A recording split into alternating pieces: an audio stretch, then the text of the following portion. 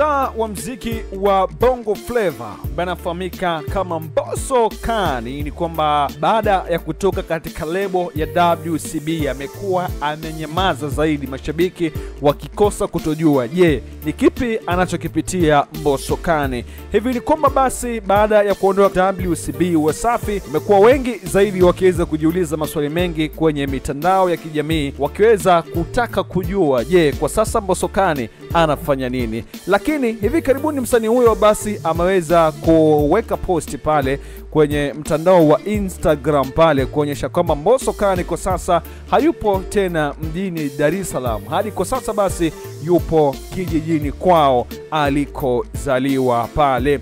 Na ni kwamba kama tunavyojua kwamba Mbosso Kani ni msanii ambaye ameweza kusifika zaidi na vibao vikali kama vile Kupenda, Over, Amepotea, Umechelewa na vibao vingine zaidi.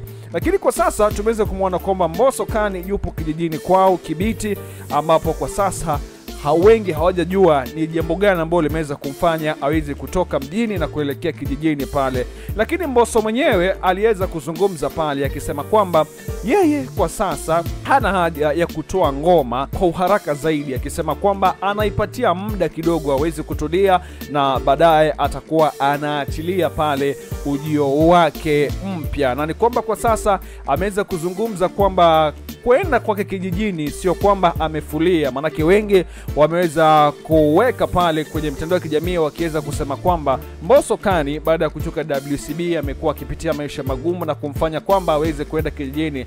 Lakini Mbosso ameweza kuyakataa madai hayo akisema kwamba jambo la kumfanya aende kijijini ni kwamba huko ndiko alikozaliwa na haezi kwamba kukosa kufika kijijini pale.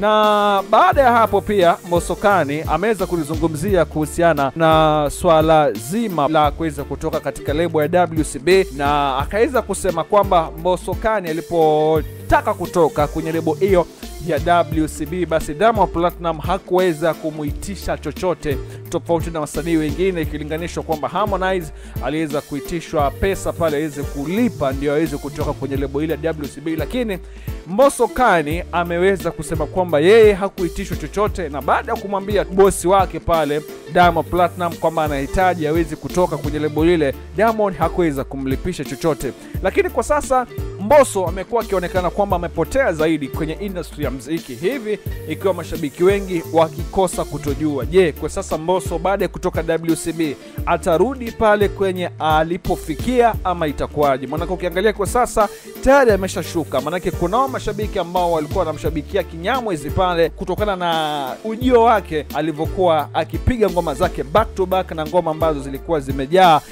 ushairi ukali zaidi. Hiyo ndio story ambayo tumeweza kuandalia pale hapa ndani ya Coast Digital Media. Kumbuka kwamba utakiwa tunafuatilia habari tofauti tofauti ili kwamba tuweze kujuza yote yanayojiri katika safu ya burudani, siasa, michezoni na nyingi zaidi. Kama ndo mara yako ya kwanza kuweza kufika hapa, hakikisha kwamba una subscribe ili kwamba ninapotokuwa na story nyingi zaidi utakuwa mtu wa kwanza kuweza kuzipakua. Mimi naitwa Marando Kazungu na hii ni Coast Digital Media Burudani.